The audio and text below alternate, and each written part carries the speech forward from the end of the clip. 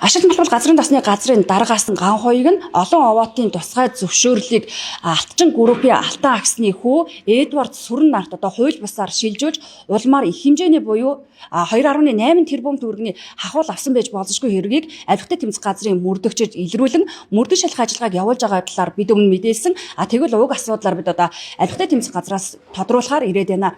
За олон овоотын тусгай зөвшөөрөл одоо олон жил шалгагдаж байгаа уг хэргийг одоо ашигт малтмал газрын тосны газрын дараагаас нь ган хоёрыг нарын хүмүүсийг одоо хахуул авсан байж болзошгүй хууль бусаар одоо шилжүүлсэн гэдэг асуудлыг авихтай тэмцэх газраас илрүүлэн шалгаж байгаа энэ асуудлаар мэдээлэл өгч.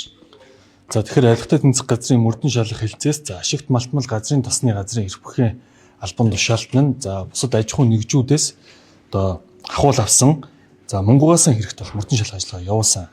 За ингээд прокурорын зөвшөөрлийн дагуу мэдээлэл өгөхөд за ашигт малтмал газрын тосны газрын дараагаар ажиллаж байсан нэр бүхий албан тушаалтан нь Монгол банкнаас томилогдсон банкны эрх хүлээн авахчид шилжүүлсэн за сая таны яриад байгаа 8 тусгай зөвшөөрлийг за хууль бусаар 2025 оны 5 дугаар сарын 6-ны өдөр олон овоот голд компани за зөв зүг компаниудыг эзэмшил хууль бусаар шилжүүлсэн.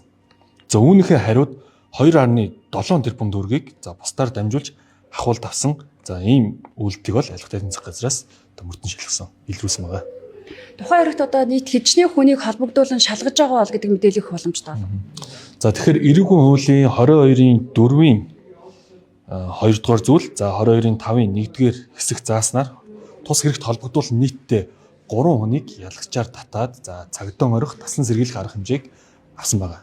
За нэг хүнийг баривчилсан. За ингээд мөрдөн шалгах ажиллагаа цаашаа үргэлжлээд явна гэсэн. Ер нь энэ олон овоотын лицензтэй холбоотой асуудал одоо нэлээдгүй олон жил шалгагдаж байгаа шүү дээ тий. Ер нь өмнөх тусгай зөвшөөрлүүдийг нь хэрхэн шилжүүлсэн бэ гэдэг асуудлаас энэ дээр хөндөгдөх болов. За ер нь нийтдээ 40 орчим тийм лиценз байсан гэж сонсон. За тэгээд 40 орчим мэдээллээс лицензүүдээс одоо идэвхтэй 8 лиценз үлдээд за энэ хүн 8 лицензийг л одоо хууль бусаар ингэ шилжүүлсэн ийм нөхцөл байдал бол мөрдөн шалгах ажиллагааны явцад тогтоогдсон байна. За тэгээд нийтдээ тухайн хэрэгээс учирсан 148.5 тэрбум төгрөгийн хохирлыг нөхөн төлөвлөх ажлыг бол авихтай тэмцэх газраас нэн төрөнд авч хэрэгжүүлээд.